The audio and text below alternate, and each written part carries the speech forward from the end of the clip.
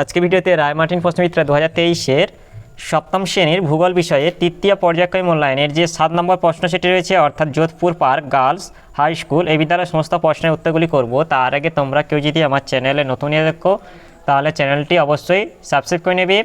একে যেটা আছে ইউরোপের রেখা মানচিত্রে নিম্নলিখিত বিষয়গুলি উপযুক্ত প্রতীক চিহ্ন সহ বসাও। একে আছে ইউরাল পর্বত, 2 আছে রাইন নদী, 3 হচ্ছে জিব্রাল্টার প্রণালী, 4 হচ্ছে লন্ডন অববাহিকা, 5 হচ্ছে অ্যাড্রিয়াটিক সাগর। এগুলি আমি কমিউনিটিতে পোস্ট করে দেবো, তোমরা গিয়ে একটু দেখে নেবে। 2 হচ্ছে সঠিক উত্তরটি নির্বাচন করে লেখো। একে আছে পরিক্রমণ গতির অপর নাম বার্ষিক গতি। 2 হচ্ছে উত্তর গোলার্ধে সবচেয়ে বড় দিন হলো 21শে জুন। 3 হচ্ছে বায়ুর চাপ মাপা যন্ত্রের নাম ব্যারোমিটার। 4 হচ্ছে তেথিস সাগরে সঞ্চিত পলি প্রচণ্ড চাপে ভাঁজ যে সৃষ্টি করেছে। 5 হচ্ছে একটি আদর্শ নদী হলো গঙ্গা। 6 হচ্ছে জাপানের ফুজিয়ামা একটি এটা হচ্ছে আগ্নেয় পর্বত। 7 হচ্ছে মিনামাটা রোগ পারদ দূষণজনিত কারণে। 8 হচ্ছে কোন ভূমিরূপে সবচেয়ে বেশি জনবসতি গড়ে উঠেছে, এটা হচ্ছে সমভূমি। 9 হচ্ছে এশিয়া মহাদেশে উত্তর দিকে প্রবাহিত নদীটি হলো ওব। 10 হচ্ছে বিশ্বের বৃহত্তম সামুদ্রিক তৈল খনি সাফানিয়া। 11 হচ্ছে জুইডাজি হলো উপসাগর। 12 হচ্ছে পুনঃরপ্তানি বন্দর বলা হয় লন্ডনকে। 13 হচ্ছে রুড়ো অঞ্চলের প্রধান নদী হলো রাইন। 14 হচ্ছে তাজমহল কোন জাতীয় শিলা দিয়ে তৈরি, এটা হচ্ছে রূপান্তরিত শিলা দিয়ে। 15 হচ্ছে নদী বদ্বীপ সৃষ্টি করে নিম্ন গতিতে। 16 হচ্ছে গ্রস্ত উপত্যকা দেখা যায় স্তূপ পর্বতে। 3 এটা আছে শূন্যস্থান পূরণ করো। একে আছে ফ্রান্সের এটা আছে ব্ল্যাক ফরেস্ট হবে হলো একটি স্তূপ পর্বত। 2 হচ্ছে এটা 3রা জানুয়ারি হবে তারিখে পৃথিবী থেকে সূর্যের দূরত্ব সবচেয়ে কম হয়। 3 হচ্ছে পৃথিবীর ছাদ বলা হয় পামের মালভূমিকে। 4 হচ্ছে শীতকালে বৃষ্টিপাত হয় ভূমধ্যসাগরীয় জলবায়ু অঞ্চলে। 5 হচ্ছে টেমস নদী তীরে অবস্থিত লন্ডন শহর। এরপর বিটিটা আছে বাম দিকের সঙ্গে ডান দিক মিলিয়ে লেখো। বাম দিকে একে আছে বায়ুর চাপ, এটা মিলিবার হবে। 2 হচ্ছে স্তূপ পর্বত, এটা হচ্ছে ভূ আলোড়ন হবে। 3 হচ্ছে দাক্ষিণাত্যের মালভূমি, এটা হচ্ছে লাভা হবে। 4 হচ্ছে অন্তর্বাহিনী নদী লুনি। 5 হচ্ছে রূপান্তরিত শিলা, এটা হবে কঠিন হবে। এরপরে শীতে যাচ্ছে বাক্যটি সত্য হলে ঠিক ও অসত্য হলে ভুল লেখো। একে আছে 2022 সালটি অধিবর্ষ, এটা হচ্ছে ভুল হবে। 2 হচ্ছে যে সমস্ত অঞ্চলে বায়ুর উষ্ণতা বেশি সেখানে উচ্চচাপ দেখা যায়, এটা ভুল হবে। 3 হচ্ছে জাপানের রাজধানীর নাম টোকিও, এটা ঠিক হবে। 4 হচ্ছে ক্যাডমিয়াম দূষণের ইতাই অসুখ হয়, এটা ঠিক হবে। 4 থেকে যেটা হচ্ছে 2-1টি বাক্যে প্রশ্নগুলির উত্তর দাও। একে আছে অধিবর্ষ কাকে বলে, এর উত্তরটি হলো ইংরেজি ক্যালেন্ডার অনুসারে যে বছরে ফেব্রুয়ারি মাসে 28 দিনের সঙ্গে একদিন যোগ করে বছরটিকে 366 দিনের করা হয় সেই বছরটিকে অধিবর্ষ বলা হয়। মিশরীয়রা প্রথম এই অধিবর্ষের হিসাব আবিষ্কার করে। এরপরে 4 থেকে 2 যাচ্ছে উদাহরণসহ আগ্নেয় পর্বতের সংজ্ঞা লেখো, এর উত্তরটি হলো প্রবল ভূ আলোড়নের ফলে ভূ অভ্যন্তরে উত্তপ্ত তরল ও বিভিন্ন গ্যাসযুক্ত ম্যাগমা ভূপৃষ্ঠের কোনো দুর্বল স্থান কিংবা ফাটল দিয়ে লাভারূপে নির্গত হয়ে শঙ্কু বা স্তূপের ন্যায় যে পর্বত সৃষ্টি করে তাকে আগ্নেয় পর্বত বলে। প্রসঙ্গত লাভা সঞ্চয়ের মাধ্যমে আগ্নেয় পর্বত গঠিত হয় বলে একে সঞ্চয়জাত পর্বত বলে। উদাহরণ ভারতের আন্দামান সংলগ্ন ব্যারিন, জাপানের ফুজিয়ামা, ইতালির ভিসুভিয়াস প্রভৃতি। এরপরে 3 যেটা হচ্ছে এশিয়ার উত্তরবাহিনী নদীগুলিতে প্রায়ই বন্যা হয় কেন, এর উত্তরটি হলো এশিয়ার উত্তরবাহিনী নদীগুলির মধ্যে ওব, ইনিসি ও লেনা উল্লেখযোগ্য। এই নদীগুলি মধ্য এশিয়ার পার্বত্য অঞ্চল থেকে উৎপন্ন হয়ে উত্তরবাহিনী হয়ে সাইবেরীয় সমভূমির উপর দিয়ে প্রবাহিত হয়ে উত্তর মহাসাগরে পতিত হয়েছে। এশিয়ার উত্তরবাহিনী নদীগুলি বন্যাপ্রবণ এবং এই নদীগুলিতে বছরে 2বার বন্যা হয়, কারণ একে হচ্ছে উত্তরবাহিনী নদীগুলি বছরে 3 থেকে 4 মাস এবং মোহনা অঞ্চলে 8 থেকে 9 মাস বরফে ঢাকা থাকে।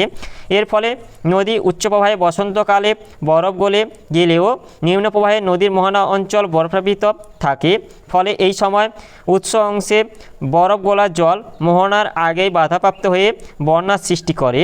2 হচ্ছে শরৎকালে নদীর মোহনা অঞ্চলে জল জমে বরফে পরিণত হয় এবং উৎস অঞ্চল থেকে আগত বৃষ্টির জল জমে গিয়ে বন্যার সৃষ্টি করে।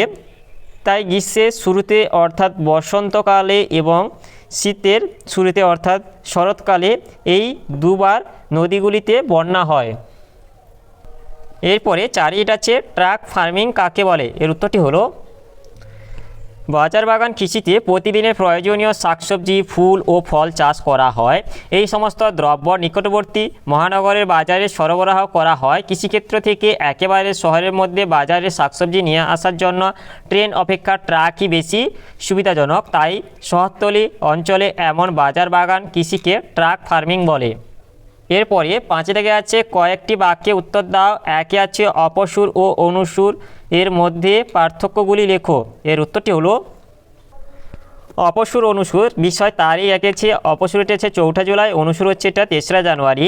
2 হচ্ছে সূর্য থেকে পৃথিবীর দূরত্ব প্রায় 15 কোটি 20 লক্ষ কিমি, এটা হচ্ছে প্রায় 14 কোটি 70 লক্ষ কিমি। 3 হচ্ছে সূর্যের আকার দূরতম অবস্থান বলে সূর্যকে ছোট দেখায়, নিকটতম অবস্থান বলে সূর্যকে বড় দেখায়। 4 আছে পরিক্রমণের বেগ। অপসুর অবস্থানে পৃথিবীর পরিক্রমণের বেগ সামান্য হ্রাস পায়, অনুসুর অবস্থানে পৃথিবীর পরিক্রমণের বেগ সামান্য বৃদ্ধি পায়। 5 আছে পৃথিবীর মেরুরেখার অবস্থান। পৃথিবীর মেরুরেখা কক্ষপথের ভেতরের দিকে অবস্থান করে, পৃথিবীর মেরুরেখা কক্ষের পথের বাইরের দিকে অবস্থান করে। 6 আছে ঋতু। এই সময় উত্তর গোলার্ধে গ্রীষ্মকাল ও দক্ষিণ গোলার্ধে শীতকাল। এই সময় উত্তর গোলার্ধে শীতকাল ও দক্ষিণ গোলার্ধে গ্রীষ্মকাল। এরপরে 2 যেটা হচ্ছে গৃহস্থালির বর্জ্য পদার্থ দ্বারা মাটি কিভাবে দূষিত হয়? এর উত্তরটি হলো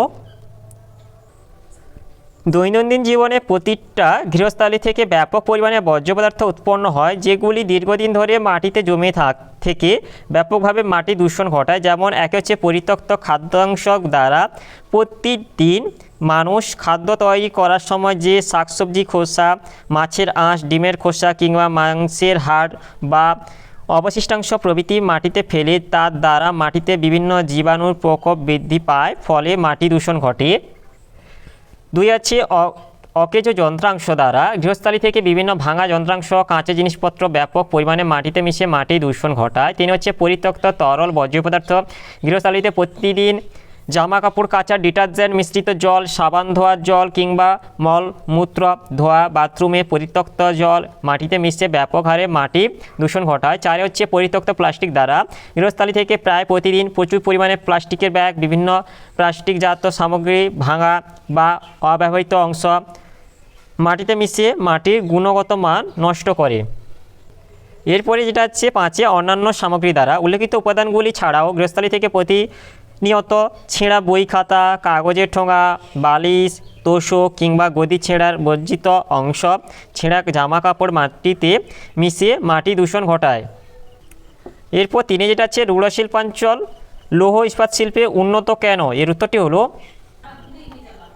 লৌহ ইস্পাত শিল্পের প্রধান কাঁচামাল হলো আকরিক লোহা এবং কয়লা। এখানকার শিল্পোন্নতিতে এই দুটি কাঁচামালের ভূমিকায় মুখ্য। এই অঞ্চলে লৌহ ইস্পাত শিল্পে উন্নতির কারণ 1 হচ্ছে লৌহ ইস্পাত শিল্প। রূঢ় অঞ্চলে প্রধান শিল্প হলো লৌহ ইস্পাত। লৌহ ইস্পাত উৎপাদনে রূঢ় শিল্পাঞ্চল ইউরোপ মহাদেশে প্রথম স্থান অধিকার করে। জার্মানির 80% লৌহ ইস্পাত এই অঞ্চলে উৎপাদিত হয়। শিল্পকেন্দ্র এখানকার প্রধান লৌহ ইস্পাত শিল্পকেন্দ্রগুলি হলো এসেন, ডুসেলডর্ফ, ডুইসবার্গ, ডর্টমুন্ড, বোখুম, মুলহাইম, গেলসেনকির্খেন, হ্যাটিনজেন প্রভৃতি। এসেন শহরে ক্রুপস অ্যান্ড ডেনমার্ক লৌহ ইস্পাত কোম্পানিটি পৃথিবী বিখ্যাত। উন্নতির কারণ রূঢ় অঞ্চলে লৌহ ইস্পাত শিল্পের উন্নতির প্রধান কারণগুলি হলো 1 হচ্ছে স্থানীয় কয়লা। রূঢ় অঞ্চলে রয়েছে উৎকৃষ্ট মানের অ্যান্থ্রাসাইট ও বিটুমিনাস কয়লা ভাণ্ডার। লৌহ ইস্পাত শিল্পে জ্বালানির প্রধান উৎস হলো এই কয়লা। 2 হচ্ছে আকরিক লোহার সহজলভ্যতা। এই শিল্পের প্রধান কাঁচামাল আকরিক লোহা এখানে তেমন না পাওয়া গেলেও প্রতিবেশী দেশ ফ্রান্স, সুইডেন, স্পেন, লুইসেমবার্গ থেকে জলপথে সুলভে আমদানি করা হয়। 3 হচ্ছে জল। লৌহ শিল্পে প্রয়োজনীয় জল রাইন ও তার উপনদী রূঢ় লিপি এমসার উপায় থেকে পাওয়া যায়। 4 হচ্ছে উন্নত পরিবহন, রুড়ো অঞ্চলে জলপথ, সড়কপথ ও রেলপথ পরিবহন অত্যন্ত উন্নত হয়, লৌহ ইস্পাত শিল্পের বিকাশ ঘটেছে। 5 হচ্ছে অন্যান্য কারণ, এছাড়া দক্ষ শ্রমিক, মূলধনের প্রাচুর্য, উন্নত প্রযুক্তিবিদ্যা, শিল্প অনুকূল সরকারি নীতি রুড়ো অঞ্চলে লৌহ ইস্পাত শিল্পে উন্নতিতে গুরুত্বপূর্ণ ভূমিকা গ্রহণ করেছে। এরপরে 4 যেটা আছে আমাদের জীবনে পর্বতের প্রভাব সংক্ষেপে আলোচনা করো। এর উত্তরটি হলো মানব জীবনে পর্বতের প্রভাব অপরিসীম। যেমন 1 হচ্ছে জলবায়ুর উপর প্রভাব, সুউচ্চ পর্বতশ্রেণী কোনো অঞ্চলের জলবায়ুকে নিয়ন্ত্রণ করে থাকে। যেমন ভারতের উত্তরে হিমালয় পর্বত অবস্থান করায় গ্রীষ্মকালে জলীয় বাষ্পপূর্ণ দক্ষিণ পশ্চিম মৌসুমী বায়ুর প্রভাবে প্রচুর বৃষ্টিপাত ঘটে এবং শীতকালে সাইবেরিয়ার শুষ্ক শীতল বাতাস ভারতে প্রবেশে বাধাপ্রাপ্ত হয়। 2 হচ্ছে নদ নদীর উৎস, বরফাবৃত পর্বতমালা নদ নদীর উৎস হিসেবে কাজ করে এবং নদীতে সারা বছর জলের যোগান দেয়।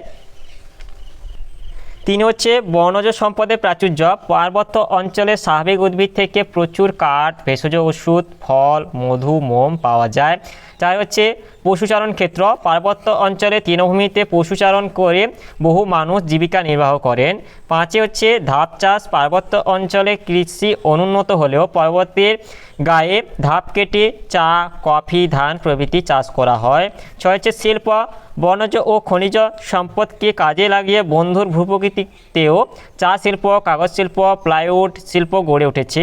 7 হচ্ছে পর্যটন শিল্প, পার্বত্য অঞ্চলে মনোরম জলবায়ু ও প্রাকৃতিক সৌন্দর্য পর্যটন কেন্দ্র স্থাপনে সহায়তা করে থাকে। যেমন ভারতের দার্জিলিং, মানালি, সিমলা এইরকম উল্লেখযোগ্য কয়েকটি পর্যটন কেন্দ্র। 8 হচ্ছে জলবিদ্যুতের যোগান, পার্বত্য অঞ্চলে নদীগুলি খরস্রোতা হয়, জলবিদ্যুৎ উৎপাদন করা যায়। 9 হচ্ছে বহিঃশত্রু আক্রমণ রোধ, দুর্গম পর্বতমালা প্রাচীরের মতো অবস্থান করে দেশকে বহিঃশত্রু আক্রমণ থেকে রক্ষা করে। হিমালয় পর্বতটি বহু প্রাচীনকাল থেকে প্রহরীর মতো বহিঃশত্রু আক্রমণ থেকে ভারতকে রক্ষা করছে। এরপরে 6 থেকে যেটা আছে নিম্নলিখিত প্রশ্নগুলির নির্দেশ অনুযায়ী উত্তর দাও। 1 হচ্ছে নদীর মধ্যগতিতে সৃষ্ট ভূমিরূপগুলি চিত্রসহ আলোচনা করো। এর উত্তরটি হলো সাধারণত নদী মধ্যগতিতে বা সমভূমি প্রবাহে ক্ষয় ও সঞ্চয় কার্য করে থাকে। মধ্যগতিতে নদীর কার্যের ফলে যেসব ভূমিরূপ গঠিত হয় তাদের মধ্যে উল্লেখযোগ্য হলো 1 হচ্ছে মেন্ডার, সমভূমি প্রবাহে বা মধ্যগতিতে ভূমির ঢাল কমে যায় বলে নদী ধীর গতিতে প্রবাহিত হয়, ফলে নদী সামান্য বাধা পেলেই এঁকে বেঁকে প্রবাহিত হয়। নদীর এই বাঁককেই আঁকাবাঁকা নদী বলে। গ্রিক পুরাণে নদীর দেবতা মায়ান্ড্রস এর নাম অনুযায়ী যে কোনো নদীর আঁকাবাঁকা গতিপথকে মিয়ান্ডার বলে। এরপরে 2 যেটা হচ্ছে বালুচর বা নদী দ্বীপ, সমভূমি প্রবাহে নদীর শক্তি কমে যাওয়ায় গতিপথে কোনো বাধা পেলে তা এড়িয়ে চলার জন্য নদী আঁকাবাঁকা পথে অগ্রসর হয়।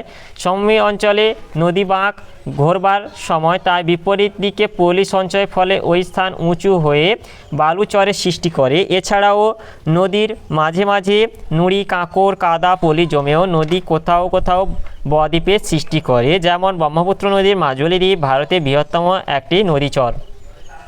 এরপরে 3 যেটা হচ্ছে অশ্বক্ষাকৃতি হ্রদ, সমভূমি অঞ্চলে কোনো কোনো নদীতে অসংখ্য বাঁক দেখা যায়। নদীর এই বাঁক ক্রমশ আয়তনে বৃদ্ধি পায় এবং একসময় বাঁকের মধ্যবর্তী স্থান সংকীর্ণ হয়ে পরস্পরের কাছে এসে ক্ষয় পেয়ে দুটি বাঁক মিলিত হয় এবং নদী সোজা পথে চলতে থাকে। ফলে ফেলে রাখা নদীর বাঁকটিতে জল জমে হ্রদের সৃষ্টি হয়।